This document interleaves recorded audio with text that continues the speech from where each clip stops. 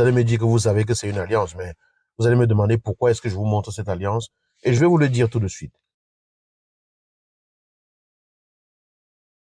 Bon, vous allez me dire que vous savez que c'est une alliance, mais vous allez me demander pourquoi est-ce que je vous montre cette alliance, et je vais vous le dire tout de suite. C'est une alliance, et l'alliance, a la forme d'un cercle. Elle n'est pas carrée, elle n'est pas triangulaire et tout, elle a la forme d'un cercle, et c'est un cercle fermé. C'est un cercle fermé à l'intérieur duquel ne se trouvent que deux personnes, les personnes qui ont décidé de s'échanger cette alliance. Ce que j'aimerais que vous compreniez, c'est que votre relation de couple, l'engagement que vous prenez avec une personne et tout, crée un cercle dans lequel vous vous trouvez avec la personne. Et dans ce cercle-là, vous avez le privilège de partager un espace avec cette personne-là. Il n'y a que vous qui êtes capable de sortir du cercle et de ramener quelque chose à l'intérieur du cercle. Ce cercle représente du cercle et de ramener quelque chose à l'intérieur du cercle. Ce cercle représente la limite de ce que vous pouvez permettre qu'il arrive et qui entre dans votre relation. Ça veut dire quoi? Ça veut dire que là, lorsque vous êtes en relation avec une personne, il faut faire très attention à ce que vous permettez de traverser le cercle pour entrer. Parfois, les gens vont vous donner des conseils avec les meilleures intentions du monde, partant de leur propre vie. Votre maman va vous dire des choses partant de ce qu'elle-même elle a vécu.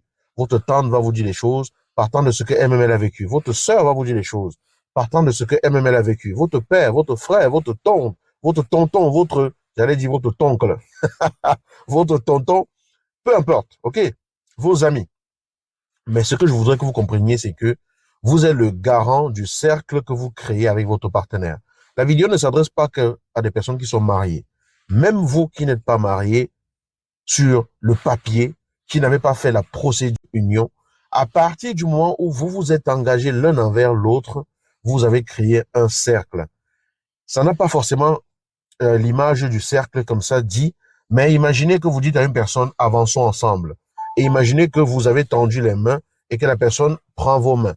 Lorsque vous vous tenez les mains tous les deux, vous créez un espace à l'intérieur duquel il n'y a que vous. Les deux mains tenues de part et d'autre ferment la relation. Donc, avant d'écouter ce que les gens vous racontent à l'extérieur et de ramener cela à l'intérieur du cercle, à l'intérieur du cadre que vous avez établi ensemble, assurez-vous que cela permet à ce que le cercle reste solide. Assurez-vous que cela permet à ce que la vie à l'intérieur du cadre que vous avez solidement formé ensemble reste saine et reste viable. Oui, les gens peuvent vous donner des conseils, mais vous avez le devoir de vous rester saine et reste viable. Oui, les gens peuvent vous donner des conseils, mais vous avez le devoir de vous assurer que l'application d'un quelconque conseil n'influence pas l'harmonie qui se trouve à l'intérieur du cadre que vous avez établi, du cercle que vous avez construit.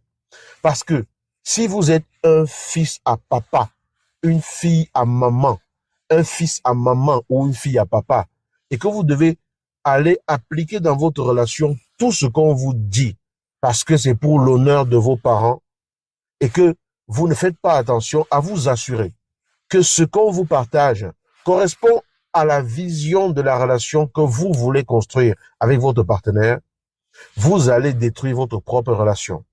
Ce n'est pas parce que quelqu'un est votre papa ou votre maman que la personne sait ce que vous vivez. Ce n'est pas parce que quelqu'un est votre frère ou votre sœur que la personne sait ce que vous vivez. Ce n'est pas parce qu'une personne vous aime beaucoup que ça veut dire qu'elle sait ce que vous vivez et qu'elle connaît la vision de votre relation. Quelle est la vision du couple que vous construisez avec votre partenaire? Chaque conseil que vous recevez est la bienvenue. Chaque attention particulière de l'extérieur pour vous aider à construire votre relation est la bienvenue. Mais vous avez le devoir d'être un véritable filtre, d'être un véritable analyseur, d'être un véritable scrutateur de ce qui vous est proposé avec les meilleures intentions et de décider par vous-même si cela nourrit votre cause ou pas. Est-ce que ça nourrit la cause de votre relation? Parfois, les gens vous donnent des conseils partant sur la réalité de ce que eux ils ont vécu, mais ce que vous vivez ne ressemble pas vraiment à ce qu'ils ont vécu. Parfois, ça y ressemble juste de l'extérieur, mais dans les faits, ça n'a absolument rien à voir.